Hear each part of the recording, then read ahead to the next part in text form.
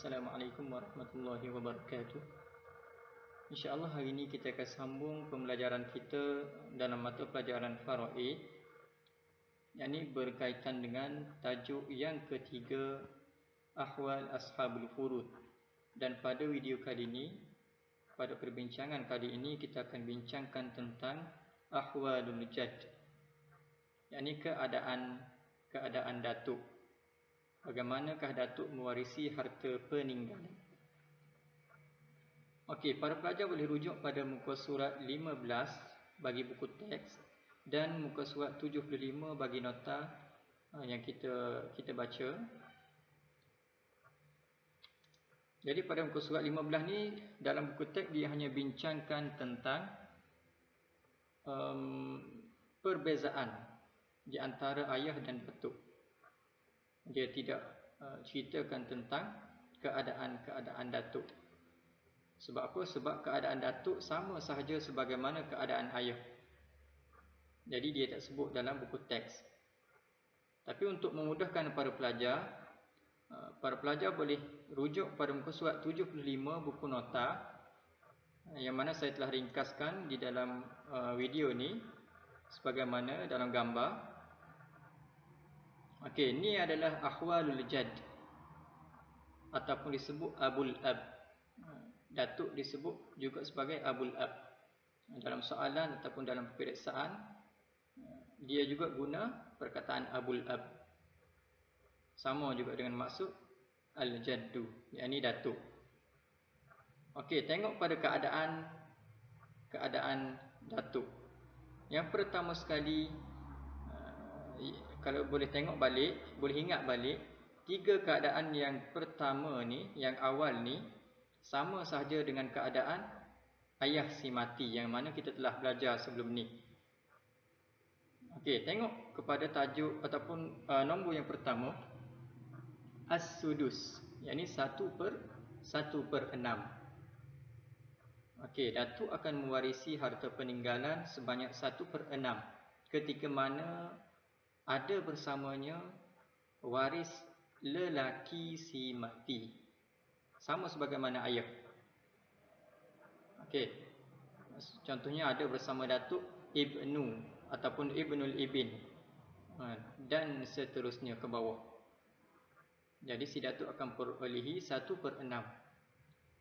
Seterusnya keadaan yang kedua, yakni as-sudus berserta dengan asabah, yakni 1/6 berserta dengan baki ketika mana ada bersama datuk furuk waris ataupun cabang waris yang perempuan si mati. Seperti contohnya bintun ataupun bintul ibn ataupun dan ke bawah. Seperti anak perempuan si mati ataupun cucu perempuan si mati dan ke bawah. Jadi secara automatiknya datuk akan memperolehi 1/6 berserta dengan asabah ataupun baki harta. Itu yang kedua. Keadaan yang ketiga, datuk akan memperolehi asabah faqat, yakni baki harta sahaja ketika mana? Ketika tiadanya waris bagi si mati. Baik, tiga keadaan ni adalah sama dengan keadaan ayah yang mewarisi harta peninggalan. Boleh ingat balik yang kita telah baca ataupun kita telah bincangkan sebelum ni. Dan keadaan yang keempat, yang ni berbeza dengan keadaan ayah, yang mana ayah ada 3 keadaan sahaja, manakala datuk ada 4 keadaan. Keadaan yang keempat adalah si datuk dia mahjubun bil ab, yakni datuk akan terhalang dari mewarisi harta peninggalan dengan sebab adanya ayah si mati. Okey. Jadi sebagai contohnya, bila mana dalam situasi yang pertama dimasukkan ayah pada situasi yang pertama, sepatutnya datuk dapat 1/6.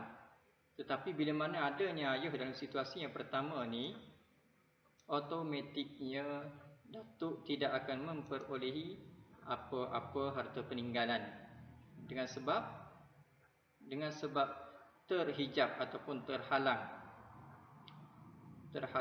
oleh ayah. Sama juga dalam situasi yang kedua. Bila mana masuknya ayah dalam situasi yang kedua, jadi secara automatiknya datuk juga akan terhalang dari mewarisi harta peninggalan. Dan dalam situasi yang ketiga pun sama juga. Okey. Yang itu adalah berkaitan dengan ahwalul jad.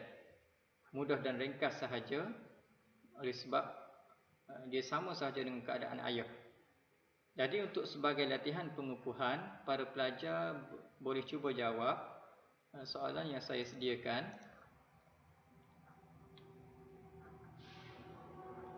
Okey, para pelajar boleh isi ruangan kosong yang warna kuning ni.